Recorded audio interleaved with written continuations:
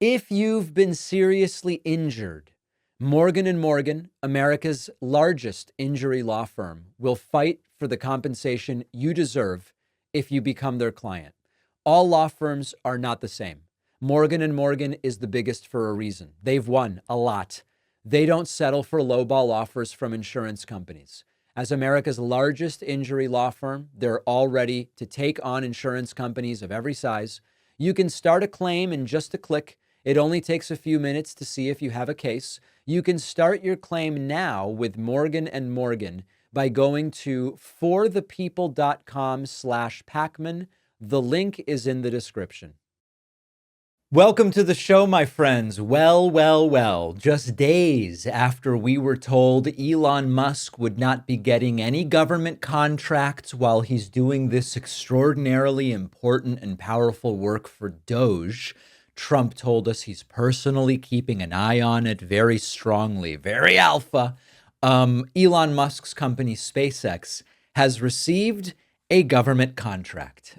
Yes, that is exactly what's going on. Let's break down this spectacle of corruption brought to you by the unholy, ungodly alliance of Donald Trump and Elon Musk. Just days after Musk's so-called Department of Government Efficiency, which, sounds like it's something pulled from a bad 80s movies, slashed hundreds of critical jobs at the FAA, including safety personnel, Musk's company, SpaceX, has secured a beautiful deal with the FAA to manage U.S. airspace using his own Starlink satellites. If that doesn't scream conflict of interest, is there any such thing as a conflict of interest? Remember this from a few days ago? Will Elon secure any government contracts while working on Doge? And Trump says, no, we wouldn't let him. And I'm personally monitoring everything. They need our protection, yes. You mentioned Elon Musk and the efforts that he's undertaking with your authority. You granted him new authority this week. Will he secure any new government contracts while he is working on Doge? No, not if there's a conflict. Not if there's a conflict. There's no conflict, I guess. What difference does it make? But we won't let him do anything having to do with the conflict. Are you personally checking to make sure there's no conflicts of interest? Yeah, I am. He answers to you. Sure, he does. Yep. Sure. Trump's personally involved. He's in up to his elbows checking for conflicts of interest. Now, this is the type of conflict, this is the type of deal, rather, that smells, I would argue, worse than the bathroom where Trump had the classified documents stacked up to the gaudy chandelier. This is the kind of deal where Musk, who loves to act as though he's above the rules, gets to be above the rules, and he gets to cash in on a government contract while slashing jobs at the agency responsible for regulating his company. Think of it. And by the way, we'll get to what's going on in aviation. Another near miss, this time at Chicago's Midway Airport. On the one hand, we have a situation with aviation safety where even if we don't blame Trump, we would all come to the table and say, this is not the time to slash FAA. This is not the time to slash safety personnel, reduce air traffic control. But that's exactly what they're doing. And meanwhile, in swoops Elon Musk like a phoenix rising over the horizon to say, hey, you know what? Give me some money and my Starlink satellites are going to be able to do some of this work. Now, for those who might believe Elon when he says, I'm not involved in a lot of these companies. Sure, I'm the owner, but I'm not running it. I'm not the administrator. I'm not, fill in the blanks. Elon Musk is not a passive observer here. He is actively involved. They're shipping thousands of Starlink terminals to the FAA. He got involved with Starlink and Ukraine. And meanwhile, they're cutting FAA staff responsible for, to some degree, regulating the business of these satellites. Consider that. Those satellites are governed and regulated by the very FAA that is being cut. So it's all a mess. It's backroom deals, it's conflicting interests, and it's a complete and total reckless disregard for public safety. And it puts the FAA in a situation where it's now stuck trying to balance legitimate safety concerns with dealing with the fallout from Elon Musk's mass layoffs and his criticism of the very system that regulates him. And the fact that the Trump administration, with which Musk is in bed with, doesn't even care that the FAA is being gutted for Musk's benefit is proof that it's rigged for the wealthy. It's rigged for the powerful. Yesterday, I did this segment. I don't really believe in the deep state, but to the extent that there is one, it's Trump and Musk. It's another reminder. Musk has also already been in trouble with the FAA previously for violating launch regulations and causing literal explosions. But instead of being held accountable, he gets to fund the very agency that's supposed to oversee his company. And don't forget that the Trump administration tried to cover up the fact that the FAA was losing crucial safety staff. As all this went on, they said, no, nothing and no one's safety related here. But the people responsible for keeping air travel safe are suddenly expendable, and it's Starlink satellites with a deal for Elon that are going to swoop in. So what is this at the 40,000 foot level? Excuse the pun. This is what happens when you mix a capitalism that is not regulated enough with blatant corruption, a disregard for public safety, and naked cronyism and nepotism. That's what you get. Musk and Trump making it crystal clear that the rules do not apply to them. Will the FAA become an extension of SpaceX? It's not a stretch. It's only February. It seems like this is just the beginning. All right, I'm starting to get the emails that I got during Trump's first term, which say, David, you seem like you're rooting against the American economy. You're rooting for a collapse. You're rooting for a recession or a depression to prove some political point. And of course, to that, I say, thank your lucky stars every day you're not Dave Pakman. That's right. You wouldn't want to be on the receiving end of these emails. It's much the opposite. Okay. I am not alone in being concerned about what we're seeing in the economy, but I made it very clear. I'm always rooting for the country. I'm always rooting for those who live here. I'm rooting in favor of the economy. I made this clear when Trump was inaugurated. I said, I hope he succeeds in the sense of helping the country. I'm skeptical, but I hope he does. And many people wrote to me and they said, David, why would you hope for that? I hope for that because I don't want to see suffering. I don't want to see unnecessary economic problems. But I am concerned. And you know what? I'm not alone. We have now seen the sharpest decline in American consumer confidence during this month that we have seen in 4 years. In 4 years, we have never seen a larger single month decline in consumer confidence than we saw right now under Trump. The Conference Board's consumer confidence index fell to 98 from 105. 98 from 105. The expectation was there would be a modest drop to 102. Consumer confidence has dropped to 98. This brings the index to its lowest level of consumer confidence since 2022. The sub-index declines also are reflecting concern. The index that reflects market and business conditions went down to 136 from 139. The expectations index, which measures the short-term outlook for income and economic conditions, went from 82 to 72. These are relative indicators, right? What we care about is the proportional drop. And we are also seeing rising inflation expectations. So the 12-month inflation expectation is up from 5.2 to 6%. Now, you might say, I thought inflation was 3%. Yes, this is an expectations index. Where do consumers expect inflation to be a year from now? And consumers expect it to be at 6%. They see eggs out of control. They see groceries out of control. And people are very worried about the Trump tariff policy. And there are serious reasons to consider that this is going to negatively affect the economy. So this raises concerns about a consumer slowdown, an economic slowdown, a reduction in economic growth, the inability of people to afford things. We already have a situation where almost half the country can't meet an unexpected $400 expense without going into debt, meaning putting it on a credit card or borrowing or taking out a loan.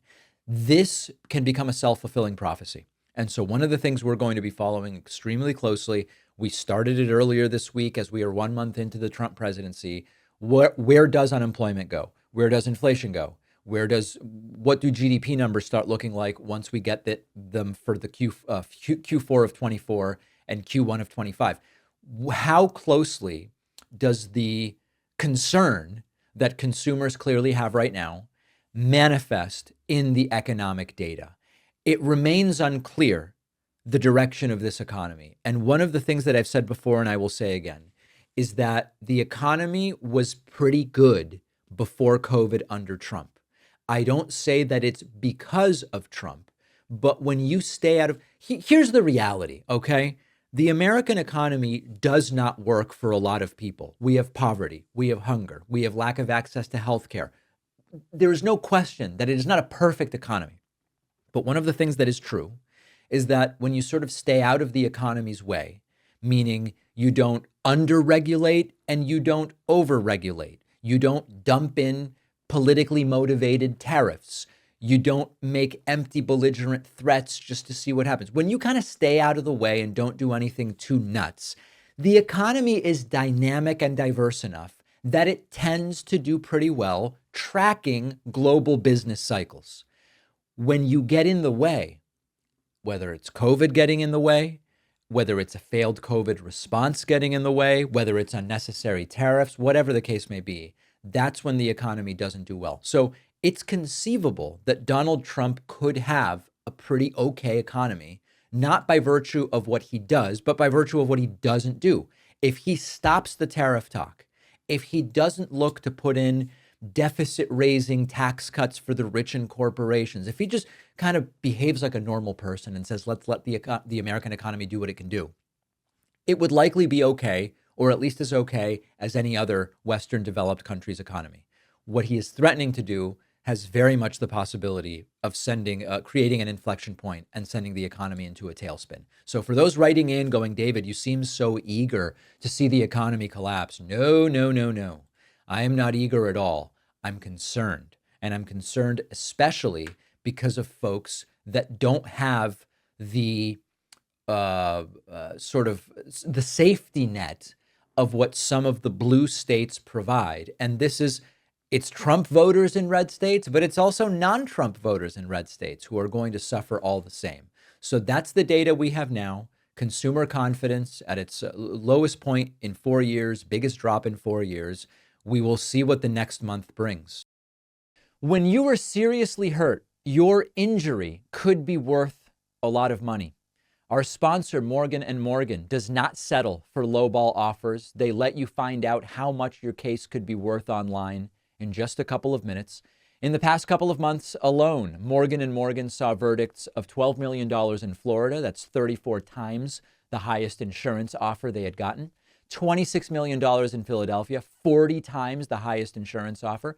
$6.8 million in New York, 25 times the highest insurance offer. Their fee is absolutely free unless you win. Personal injury lawsuits serve a crucial role. When you suffer an injury that someone else caused, you could be left with huge medical bills, lost wages, other expenses that simply should not be your responsibility.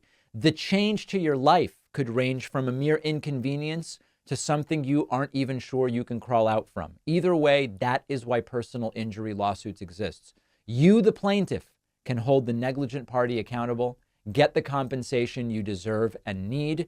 Did you know you can start a claim with America's largest injury law firm in just a click? It is so easy. You can start your claim now with Morgan & Morgan at forthepeople.com/Pacman or click the link in the description.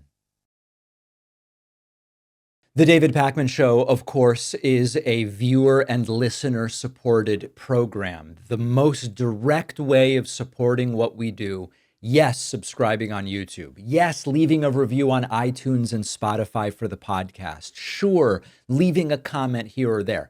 But the most direct way to support us most impactfully is to get a membership at joinpacman.com. The memberships are affordable, even cheaper if you do the year all up front, and you can use the coupon code not again, all one word. And you have to say it with that tone when you type it in. Type that in and you will get a huge discount. And it is, you get 100% of the benefits at half the price. The bonus show, commercial-free audio and video, feeds of the show, and all of it. That's at joinpacman.com. A couple of programming notes. My book-related interviews are starting. I'll give you a sense over the next, I'll pull up my calendar here and tell you what I'm going to be up to. I will be interviewed for Who, What, Why. They're writing a great piece about my book. I am going to be on with, hold on, where am I here? I'm going to be on with Ryan Holiday. I'm going to be on the Mark Thompson Show. I will be on with the Dollamores. I will be on with Brian Tyler Cohen and Brian Tyler and Tyler Cohen and Brian Cohen. They're all going to be interviewing. It'll be like a huge panel. Politics Girl is going to be having me on. I will be with Midas Touch. I will be on The Gist. I will be on with Leonard Lopate on the great WBAI for a long-form interview. I am going to be down in Texas with Ryan Holiday. Looks like I'll be on with Matt Dillahunty down in Texas as well. So in any case, we're ramping up a lot of these interviews. We'll be bringing you clips and all of it. And remember that you can pre-order my book at davidpakman.com/book. And if you want a signed copy, specifically a signed copy, they are available only and exclusively at Brookline Booksmith, davidpakman.com/booksmith. Every book ordered there by March 7th will be signed and delivered to you. I'm going to be going up there soon. And so far, it's about 510 copies that I will be signing. I think I can do them in 45 minutes. That I've done the math. I think if I can do, something like 15 books a minute. Anyway, it's going to be a big signing day, and we'll get some video of that. All right. So davidpakman.com/booksmith. We have another stunning near miss airplane crash. This one at Chicago Midway Airport. I have the video here. Southwest Airlines jet aborted landing at Chicago Midway as a private plane, you will see here, come in and cross the center runway, unauthorized to do so. We've heard the air traffic control audio. This jet that you see crossing the runway as the Southwest airplane aborts the landing was told to cross the left runway, but to hold short of the center runway. The private jet did not do that. It crossed the center runway, and we have yet another one of these incidents. Now, there are two things that are at the same time true. On the one hand, this is not an isolated event. It's part of another disturbing trend of these near-miss incidents that we are seeing. At the same time, I've been inundated with messages from pilots and aviation experts and concerned citizens saying, David, these near-miss incidents have nothing to do with Donald Trump. We have the air traffic control audio. The air traffic controllers told the private jet, do not cross the center runway. And the private jet crossed the center runway. It has absolutely nothing to do with Donald Trump. And I would generally agree. And I've gotten emails from pilots that say aviation safety is complex, but it is not tied to recent policy changes. And I would agree that it is very complex. The reason that the conversation about Trump and Doge keeps coming up when we see these incidents is that the FAA and the NTSB, which investigates these incidents, are stretched very thin. Investigating these incidents in the middle of this backdrop of staffing cuts and threats to lay people off in mass form from Trump and from Musk can't possibly be helping the situation. And it's a reminder, we certainly, even if you don't blame Trump for, this jet crossing the runway, which I don't, if what we are seeing are these incidents and the backdrop is cutting FAA, cutting NTSB, cutting ATC, and giving Elon a contract for Starlink satellites, that is a problem. The Trump administration, under this guise of eliminating fraud, waste, and abuse, has laid off about 400 employees at the Federal Aviation Administration. That includes people directly supporting safety inspectors, directly involved in airport operations. These aren't paper pushers, okay? These are the people who maintain the infrastructure that keep the skies safe. And so when Transportation Secretary Sean Duffy says anything related to critical safety is not affected, I don't believe it, because we know the folks that have been laid off. When you cut support staff to the critical safety people, you overburden everybody who's there, and you increase the risk of errors and oversights. It's like removing the pit crew from a race car team and saying, we have not taken any equipment away from the driver. The driver still has all of the technical stuff and has as many practice hours as that. Okay, but you've removed the pit crew. And so that's a problem. Now, who's leading the charge? It's Musk. It's the guy who's running the Department of Government Efficiency.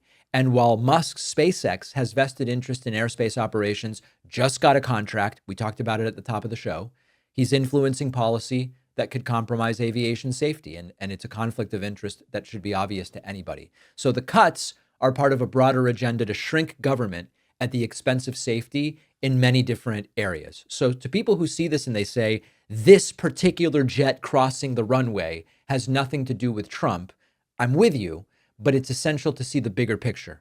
And the staffing cuts under the current administration weaken the foundation of aviation safety infrastructure. And when you systematically dismantle the support systems that keep the skies safe, these incidents become more likely.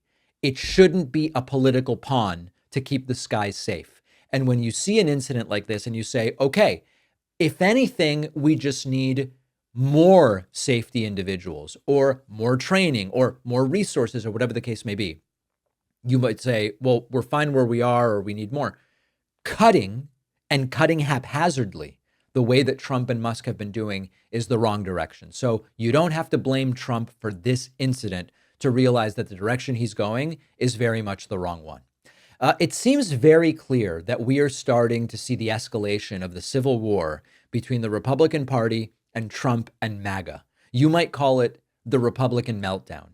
If you thought that the Republican Party couldn't get any more dysfunctional, think again, because the last few weeks have been absolute chaos. And instead of fixing their problems, Republicans are setting everything on fire. And the Trump MAGA versus Republican civil war is growing. Let's break down the different elements of it. First of all, House Republicans. Medicaid cuts are blowing up the budget fight. We will talk on the bonus show about what the House passed yesterday. House Speaker Mike Johnson tried to wrangle the party behind Trump's economic plan. It includes $4.5 trillion in tax cuts, $2 trillion in spending cuts, and $880 billion that comes out of Medicare. It passed, but even some of Trump's most loyal cronies, like Jeff Van Drew, are panicking, and he's right to panic. Because if you gut health care for millions of working Americans, it is arguably political suicide. And Republicans end up trapped. Do they please Trump or do they try to avoid getting wiped out in 2026? And it doesn't seem like both are possible. That's the first major point of conflict and contention. Number two, House versus Senate, the budget war. Senate Republicans are basically throwing House Republicans under the bus. Lindsey Graham and others say, let's do a much smaller package. Let's focus on security and defense rather than doing what the House Republicans are trying to do.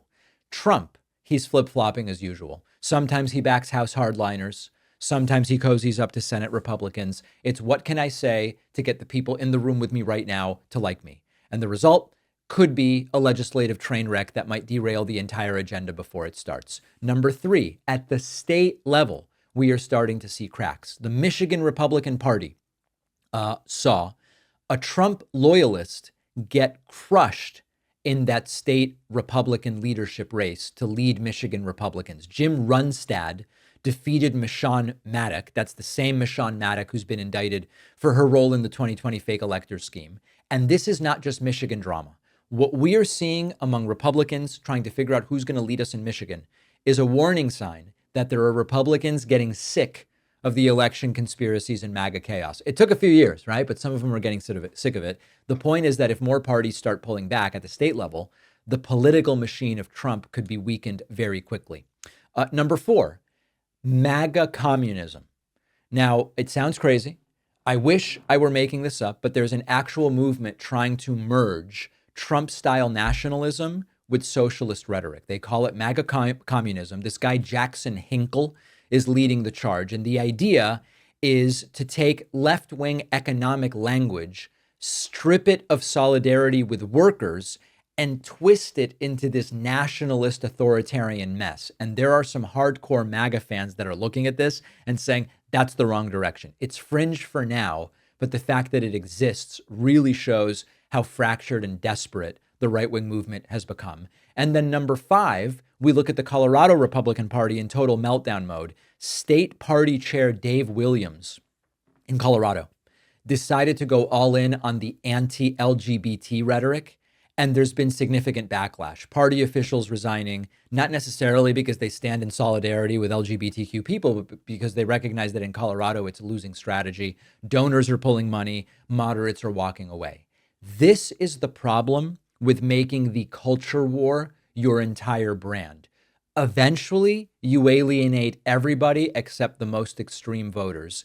And the Republican Party is now fighting on all fronts. You've got fiscal conservatives versus MAGA populists. You've got traditional conservatives versus extremist factions. You've got interventionist on foreign policy wings up against the new Trump we're against wars thing while actually enabling brutal authoritarianism and looking the other way. You've got state party leaders versus Trump's kind of looming shadow, and the cracks are widening into these full-on fractures. My interest in this is that because the Democratic Party does not seem to have figured out what the hell to do to take back some semblance of control here, I don't think I can rely on the Democratic Party right now to try to fix this thing. So I'm really putting a lot of eggs in Republicans destroy themselves basket. And let me say a little bit more about that.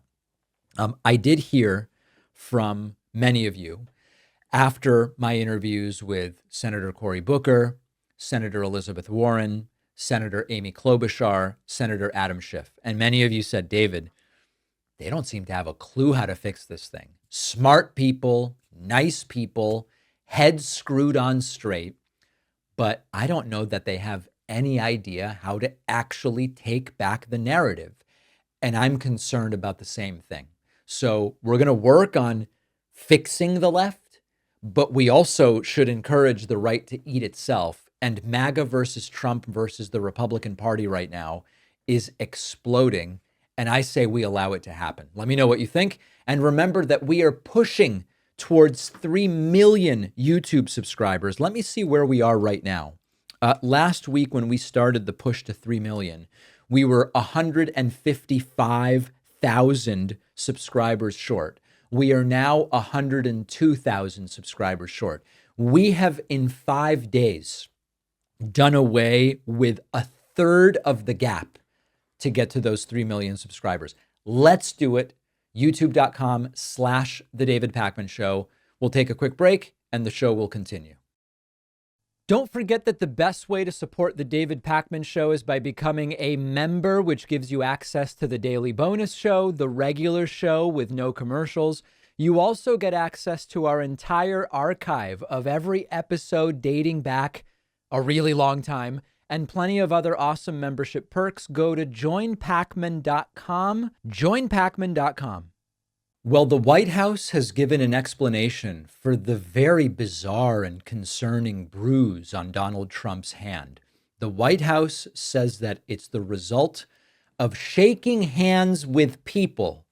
This might be the most ridiculous White House explanation since alternative facts kind of became part of the lexicon. The White House press secretary, Caroline Leavitt, wants us to believe that Trump's bizarre, huge bruise, which they used makeup to try to cover up, is from shaking hands with people. Now, a couple different things. First of all, have you ever developed large visible bruises from shaking hands? Unless there is some underlying condition or potentially some medication, none of which we've been told Trump is taking, it doesn't make any sense. Now, there are conditions and medications that can make you bruise easily. We've not been told that Trump is taking any of those medications, nor has any of those conditions. And in addition to that, think for a moment, bruising easily from medication or a condition which we've not been told Trump has, fine, maybe they're just lying. But the bruise from shaking hands would not cover the entire upper part of Trump's palm if that were the case. It doesn't make any sense. The statement put out by the White House says Trump is, quote, constantly working and shaking hands all day, every day. So we're supposed to believe that the same guy who was famously so germophobic that he didn't even like shaking hands and called it barbaric and a curse is now gleefully shaking hands so much and so often that he has a very strange looking huge bruise. So let's talk about what we're actually seeing here. The bruise is deep. The bruise is prominent, even with what appears to be pretty obvious makeup applied to conceal the bruise. Think about that for a moment. If you need to cover up bruises with makeup, we are not talking about a casual handshake injury. We're talking about something that's happening regularly enough that they've put in place a cosmetic protocol. Now, remember when Queen Elizabeth II had similar bruising on her hand just 2 days before she passed away? Medical experts pointed to that and said IV sites or places used for regular blood draws can start to look like that. We've not been told that there would be any reason for Trump to regularly be receiving IV medication or be regularly getting blood draws such that this would be going on. Now, IV bruising is the most logical explanation. It's a pretty distinctive pattern. It's the same spot where medical professionals place IVs. It's been recurring. We've seen this, I think it was in over the summer at one point, maybe during the fall. So every medical professional looking at these images is thinking the same thing, but we're supposed to believe it's from handshaking.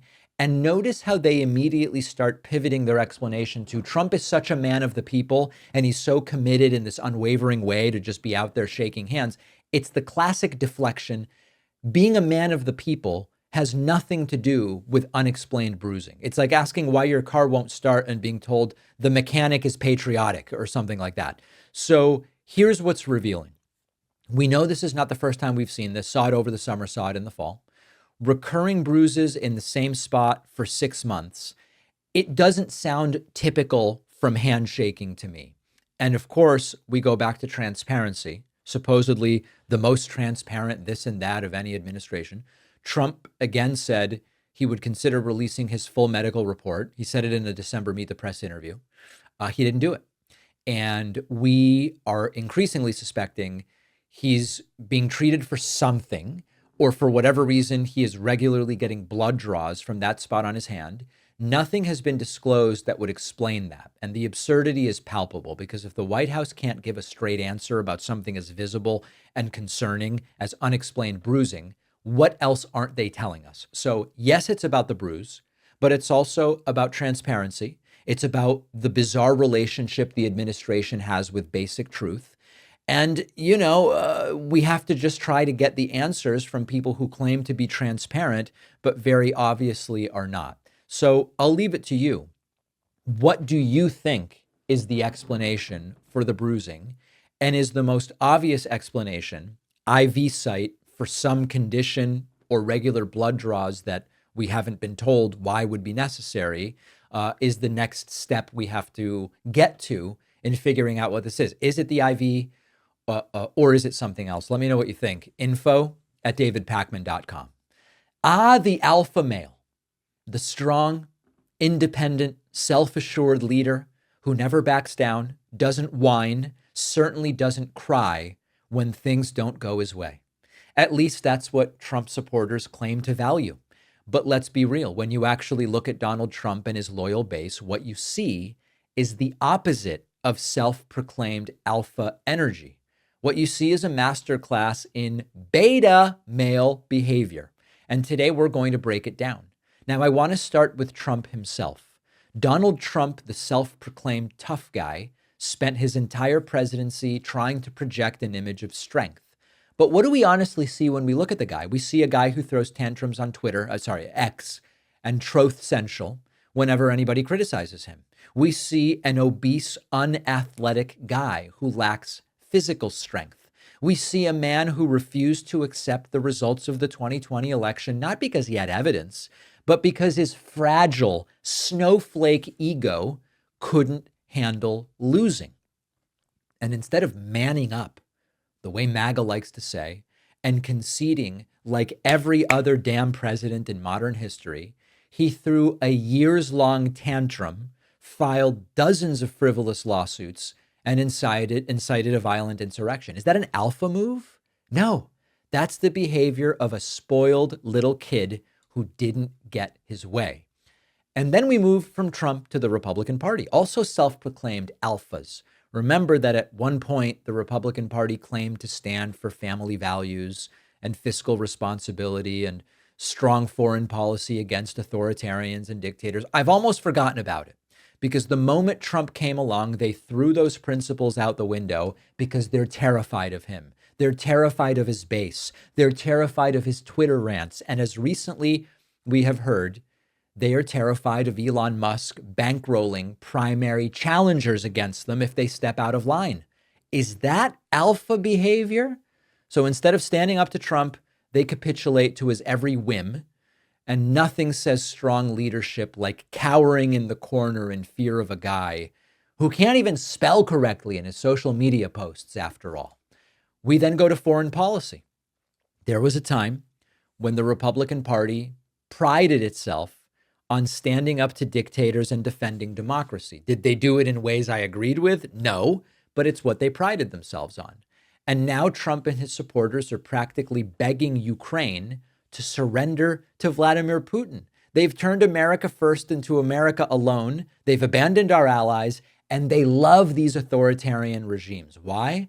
Because Trump admires strong men like Putin. Trump knows that they are the alpha image Trump aspires to.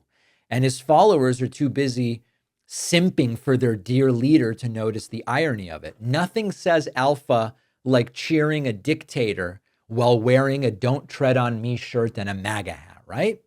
And then finally, there's the victim mentality, the constant victimhood. Trump supporters love to talk about how us snowflakes on the left can't handle opposing viewpoints. But have you ever seen a group more obsessed with playing victim?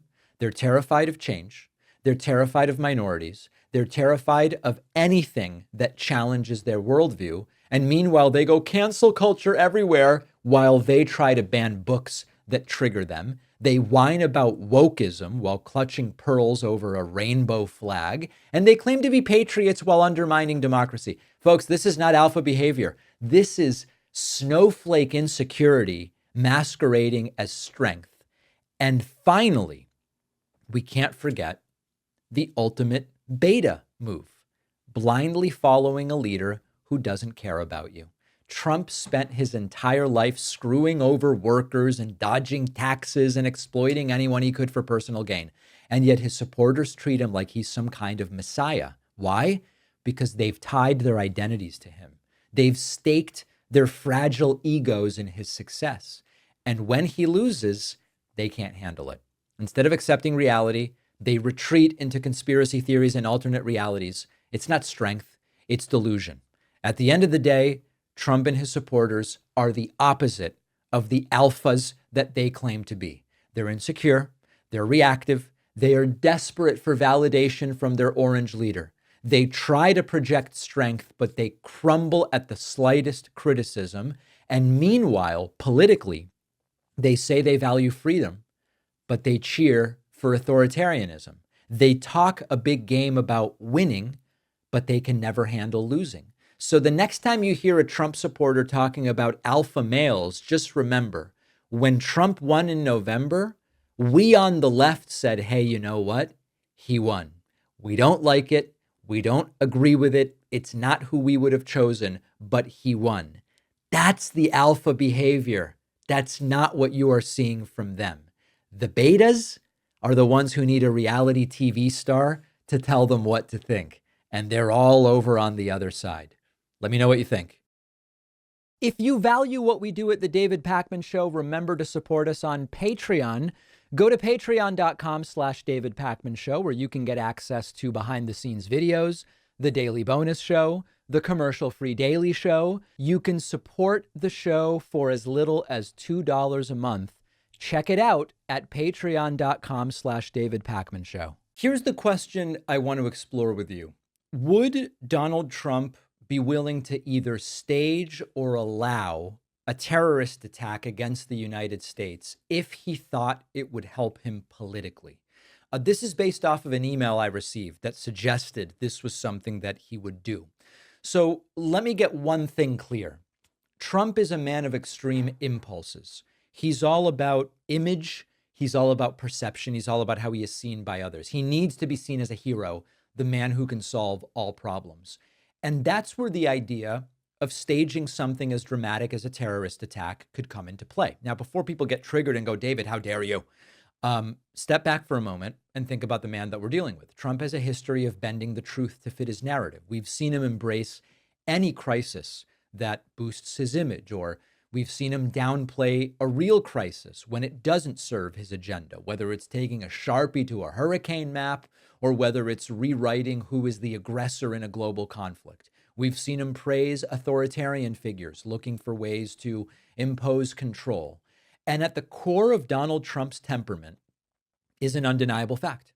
He loves to be the man in charge during moments of national peril. Think back to his obsession with, I'm now a wartime president during COVID. Why?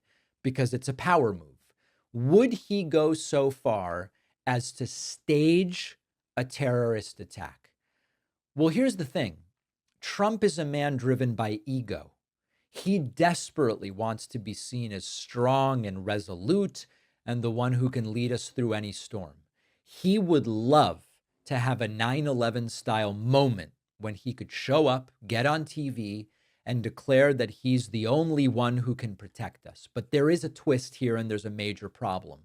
I don't believe Trump's nearly competent enough to pull it off, and neither are the people that are working for him. And there are multiple reasons why Trump, even if he wanted to, would not be able to get away with something like that without everybody figuring out what happened. Now, this is separate from whether Trump's morality or ethics would make him plausibly willing to do it. But first, let's just talk about the facts. Trump's incredibly impulsive, as I mentioned. To stage a terrorist attack would require a level of coordination and secrecy that Trump doesn't have and his people aren't competent enough to maintain. Remember when he tried to get that Kafifi tweet to stay secret for a few hours? I mean, there's just not a chance. You think he could orchestrate a full-scale national conspiracy and keep it quiet? I hesitate to believe it. His impulsive nature would make any such plan a walking time bomb of leaks and accidental exposure. Secondly, there's the logistics. Trump couldn't even handle the basics of White House pandemic response without making a mess of it. Think of the botched military operations, his love of chaos over strategy. He would be setting himself up for catastrophic failure. But imagine for a moment that Trump pulled it off. If Trump orchestrated an attack, it would quickly unravel. Even an intelligence community led by Tulsi, with its sophisticated surveillance and interagency coordination, I think that we would find out about it. And don't forget the public reaction. Do you think his approval rating would rise after a staged attack? People wouldn't see him as a hero. They'd see him as an architect of mass destruction because, frankly, that's what he would be. Not to mention the consequences of something like this for the people involved. The fallout would be immediate, and I believe that even many of his loyal followers would not go for it. So morally and ethically, Trump would love to have a 9/11 moment. He would see it as, this is how I will cement my legacy as the ultimate strongman. But there's a difference between wanting something and being able to actually pull it off. So from a moral standpoint, is Trump the type of person that would stage a terrorist attack? I don't know. Is he the type of guy who would look the other way in preventing one, with the idea that then it would be an environment in which he can rise to be a global or national hero? Maybe. I don't think that he would. If here's the thing with Trump. He's able to convince himself that there is a greater good in anything he does. And when you look at why would he take the Sharpie and change the hurricane map?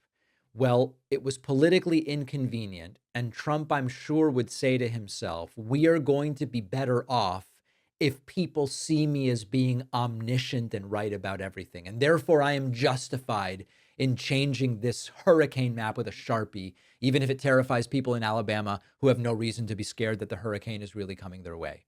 Trump has never been shy about leveraging crisis for personal gain. The reality is, I don't think he has the competence, And I don't think he and the people around him can maintain the secrecy that would be needed to execute something like that. So in the end, it's not really about whether Trump could pull off such a stunt. It's about whether he could get away with it. I don't think he could. He tries to be a master of manipulation, but I think he would not be able to do it, and therefore he wouldn't try. Let me know what you think. Let me know what you think. I want to hear from you. Do you ever feel like everything with the modern Republican Party is a cheap cash grab? Well, here we go again.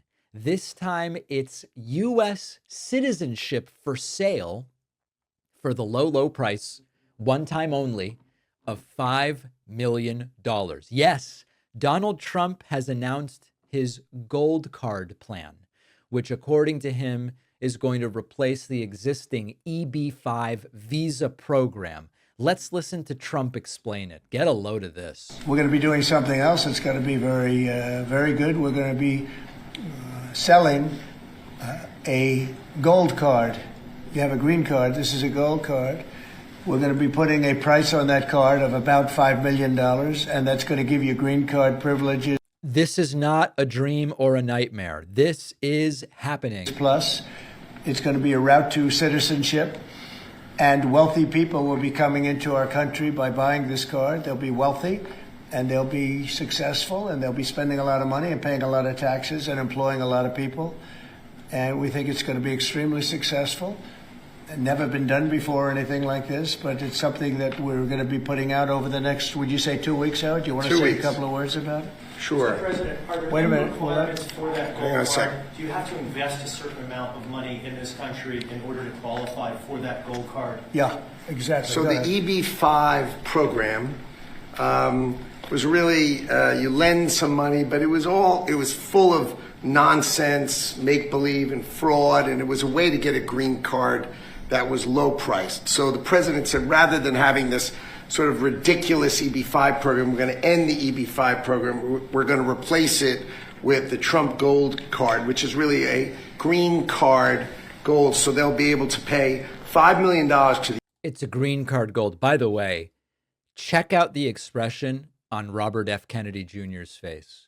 As depraved and disoriented as RFK is, I think he realizes this is just disgusting. U.S. government. They'll have to go through vetting, of course. We're going to make sure they're wonderful, world-class global citizens. They can come to America. The president can give them a green card, and they can invest in America, and we can use that money to reduce our deficit. Why do we give out lotteries of green cards? Why do we give out EB-5 for green cards? Let's just cut right to the chase and give it to people who can give us $5 million. The President of the United States understands that the right answer is, why don't we eliminate the deficit of the United States of America instead? Which you're not going to do with $5 million green cards. I hate to tell you, Howard.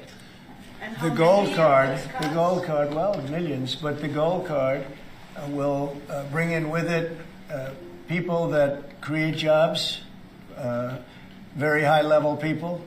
I think companies will pay to get people in. For instance, you today graduate from the Wharton School of Finance or Harvard or Stanford or any college, and nobody knows if you can even go to work for a company.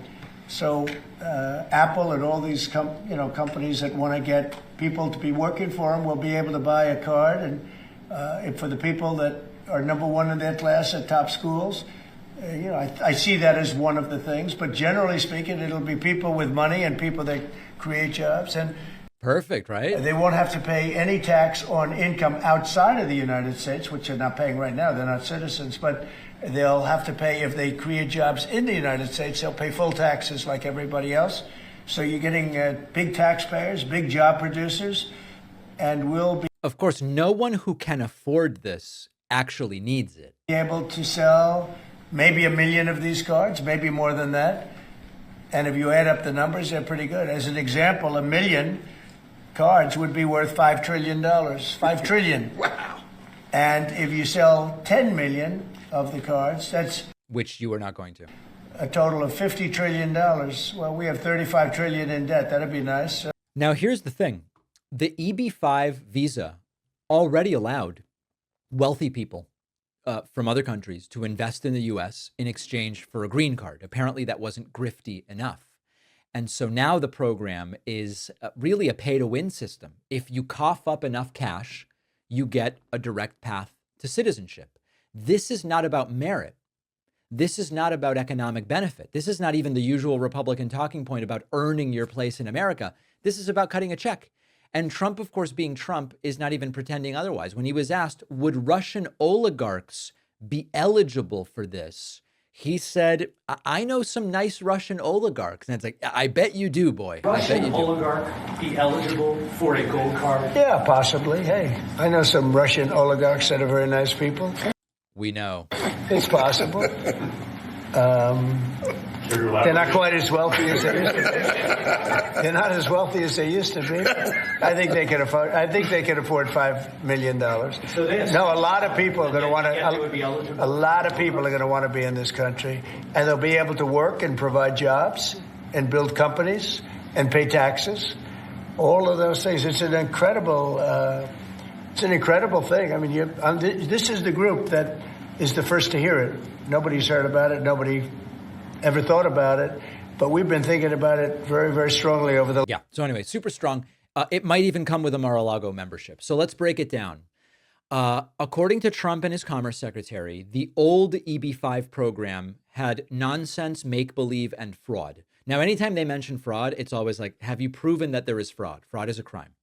The solution is make the fraud simpler. Instead of pretending the investment needs to create jobs, it's give me $5 million and we'll call it a day. We'll vet you, give us the $5 million, we call it a day. And it's the perfect encapsulation of Trumpism, which is rules don't matter. Ethics don't matter. National security doesn't matter. What matters is who's got the cash. And think about the hypocrisy. Republicans have spent years screaming about illegals and demonizing desperate families trying to come here for a better life. But if you're a billionaire Russian oligarch, no problem. Just buy your way in. No waiting, no merit tests, no questions asked. Now, to be fair, selling citizenship is not technically new because the U.S. has the program where you can get residency for investment. Residency and citizenship are two different things. There are other countries where you can buy residency or you can ultimately have a path to citizenship as well. Trump's version is as blatant as it gets. It's not really about investment or job creation. It's just a transaction. You pay Trump's America First shop and boom, you're on the fast track to a passport. And honestly, why stop at citizenship? We will give a Senate seat for $10 billion if someone wants it, or maybe throw in a presidential pardon as a bonus. Oh, we already do that because we know Trump's entire career has been access to cash. How can I access cash? And of course, the real kicker is that Trump is still pretending to be the populist hero who will save and come to the rescue of the forgotten working class. And meanwhile, he's out here saying, you want in? Just be rich. It's not an immigration policy. It's a clearance sale. And the product is the United States of America. One last thought on this. Trump bragged at the beginning of this ridiculous video. These rich people are going to come in and they're going to spend and they're going to buy a bunch of stuff. It's going to cause inflation. If Trump really sold 10 million of these citizenship gold cards, what do you think the effect on prices will be if you add 10 million wealthy adults to the country, competing for real estate and bidding up prices, competing for vehicles and competing for whatever? That's going to drive prices up. It's a classic way to increase the cost of stuff. It's almost beyond belief, but it's not. It's what Trump is doing. We have a tremendous bonus show for you today. We are going to talk about the budget battle and Republicans passing the first test for Trump's tax agenda. We will talk about continued chaos at MSNBC as Rachel Maddow's staff is going to be laid off, and the Texas measles outbreak has surged to 124. This was optional. We have a measles vaccine. It's very good. It works very well. All of those stories and more on today's bonus show. Get instant access by signing up at joinpacman.com. Also, remember you can get signed copies of my forthcoming book, The Echo Machine, exclusively through Brookline Booksmith at davidpacman.com/booksmith. Not signed copies, Kindle version, audiobook version read by me, all available everywhere that books are available. Barnes & Noble, Amazon, your local bookstore, etc. I will see you on the bonus show, and we'll be back here with a new show tomorrow.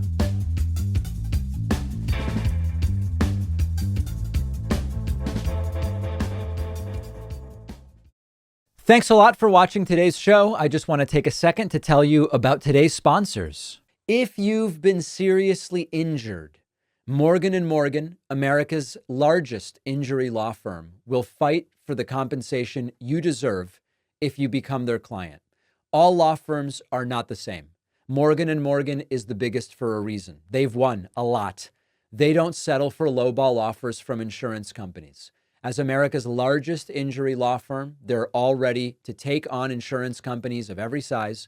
You can start a claim in just a click. It only takes a few minutes to see if you have a case. You can start your claim now with Morgan & Morgan by going to forthepeople.com/Pacman.